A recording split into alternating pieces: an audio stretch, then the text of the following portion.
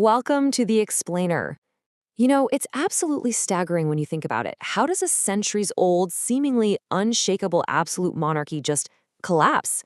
And with such dizzying speed? Today, we're unpacking a truly defining decade in history, the French Revolution. We're going to break down the systemic collapse, the fierce ideological shifts, and the profound domino effect that literally tore down the old world. So we have to ask ourselves, was the French Revolution really just a spontaneous riot for bread, or was it the inevitable collapse of a totally bankrupt system? It's super easy to picture angry mobs storming castles on a sudden whim, right? But the reality is actually much deeper. It's a story of complex economic decay, deep social resentment, and honestly, a kind of mathematical inevitability that had been building up for generations. To make sense of it all, we're going to follow a clear roadmap today.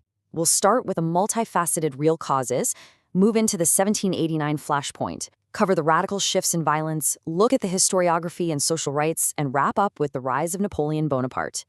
All right, let's dive right into Section 1, the multifaceted real causes.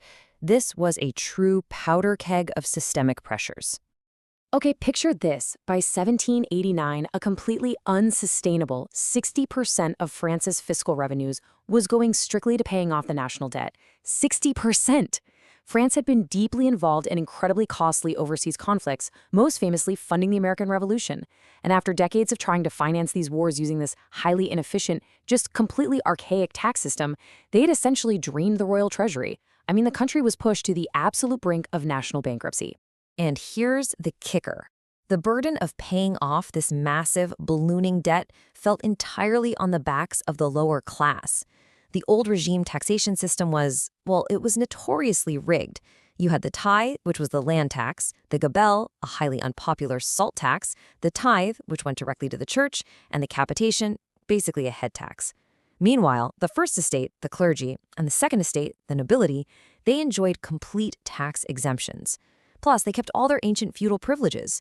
So commoners were just trapped in this crushing, inescapable web of taxes. To really put this into perspective, the contrast of this era is just staggering. On one hand, you have the opulent luxury of the royal court at Versailles. We're talking exorbitant spending and total, complete insulation from reality. But then look at Paris. The urban poor and the peasantry were getting hit with a deluge of disasters. Back-to-back poor harvests, crippling drought, widespread livestock disease. It was a nightmare. This caused the price of bread to absolutely skyrocket, leading to desperate starvation and violent urban riots. The disconnect between this totally out-of-touch Bourbon monarchy and a starving populace couldn't have been more extreme. And when you look at the social structure, the sheer mathematical absurdity of it made an explosion inevitable. The Third Estate, which was literally everyone from poor peasants to wealthy merchants, made up a staggering 98% of the population. 98%. The First and Second Estates, just 2%. Yet that tiny 2% held all the significant political power, the military commissions, and the tax exemptions, while the 98% bore the entire financial weight of the nation with zero equal representation. Crazy, right? So into this highly unequal, incredibly tense society drops a vital intellectual spark. Man is born free and is everywhere in chains. That's Jean-Jacques Rousseau in his Social Contract. And man, did that provide the ultimate intellectual ammunition to dismantle the status quo. Enlightenment philosophers like Rousseau, Voltaire, and Montesquieu were actively challenging the whole concept of the divine right of kings. By advocating for popular sovereignty, religious tolerance, and constitutional government, they gave that oppressed 98% the exact philosophical blueprint they needed to rebel. Moving on to Section 2, 1789, the flashpoint. This is where things escalate rapidly. The events of 1789 moved at absolute breakneck speed. In May, King Louis XVI was desperate, so he convened the Estates General to approve new taxes. But the meeting hit a wall almost immediately. There was this fierce deadlock over how to vote. Should they vote by head, which would give that massive third estate the advantage, or vote by estate, which would mean the nobility and clergy could always team up and outvote the commoners 2-1. Fed up with this totally rigged system, on June 17th, the Third Estate boldly goes rogue and declares itself the National Assembly. And barely a month later, the Bastille is stormed. But right in the middle of that rapid escalation was a really critical turning point on June 20th, the tennis court oath. See, royal officials actually locked the newly formed National Assembly out of their usual meeting hall. So what do the deputies do? They just gather in a nearby indoor tennis court. There, they swore a solemn, collective pledge that they would never disband until a brand new constitution was written. This wasn't just a meeting. It was a dramatic, revolutionary shift in power. They were asserting that true political authority came directly from the people, completely bypassing the monarch's divine right. And that political defiance found its physical, violent manifestation on July 14, 1789. The storming of the Bastille is really the true flashpoint of the revolution. You had a Parisian mob, hungry, frustrated, and desperately searching for gunpowder, attacking this medieval fortress. Now, the prison actually held very few inmates at the time, but its fall was a profound, enduring symbol of the people triumphing over royal tyranny. The old world was literally crumbling, and Paris was suddenly, as they said, intoxicated with liberty. That brings us to Section 3, Radical Shifts and Violence, because things take a dark turn here. The newly empowered assembly wasted no time dismantling the old world. On the night of August 4th, 1789, they formally abolished feudalism, just stripping away centuries of aristocratic privileges in one go. Shortly after, they drafted the Declaration of the Rights of Man. Think of this as the spiritual legacy of the revolution, boldly establishing universal equality and liberty as absolute foundational rights. But as the new government scrambled to stabilize the country, panic set in. They rolled out this disastrous policy called the Law of Maximum, attempting to cap prices on essential goods. And honestly, it backfired spectacularly, causing massive hoarding and even deeper food shortages. So, the revolution quickly spirals from moderate reforms into a devastatingly radical phase. The absolute monarchy was violently severed when they discovered secret documents proving King Louis XVI was colluding with foreign powers. He was convicted of high treason and executed by guillotine in January 1793. But the bloodshed sadly didn't stop with the king. The government fell under the control of Maximilien Robespierre, which kicked off the Reign of Terror. Extreme, incredibly paranoid measures were adopted to purge any perceived enemies of the revolution. And the human cost? Over 40,000 people were horrifically executed. Let's pause the timeline for a second for Section 4, Historiography and Social Rights. Historians have passionately debated the true origins of this massive upheaval for over 2 centuries now.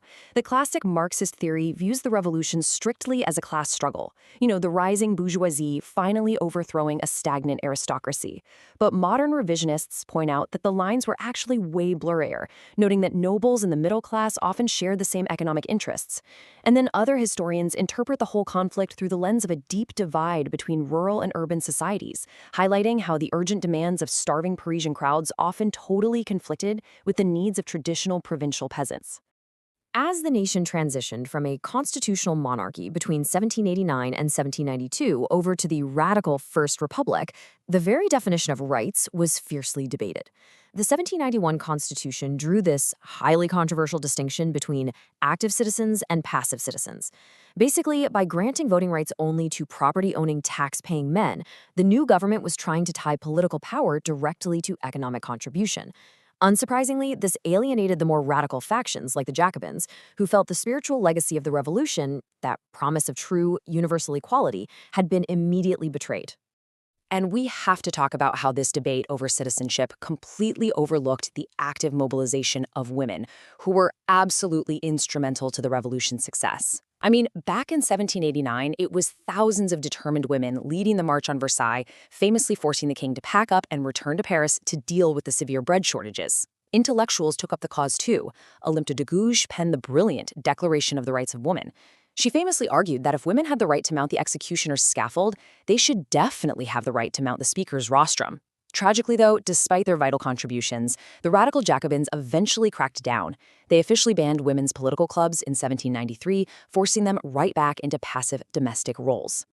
Finally, we arrive at Section 5, the rise of Napoleon Bonaparte, the end of a wildly turbulent decade.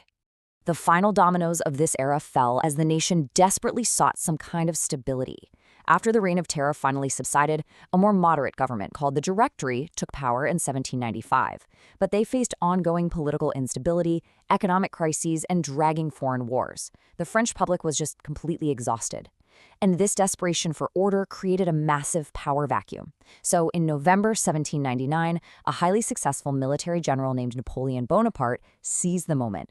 He overthrew the Directory and the coup of 18 Brumaire and established himself as first consul. He would go on to implement the Napoleonic Code, which officially ended feudalism and standardized laws all across Europe, even as it strictly reinforced male supremacy within the household. So what are we left with? A massive, haunting historical paradox. The French Revolution abolished ancient feudal privileges, established the rule of law, and birthed modern liberalism with that eternal motto of liberty, equality, and fraternity. Yet after a decade of unprecedented violence and systemic collapse, the people essentially traded an absolute monarchy for a military emperor. So you really have to ask, was the incredibly bloody price of liberty too high? That is the complex, world-changing legacy of the French Revolution for us to ponder. Thanks so much for joining me on this explainer.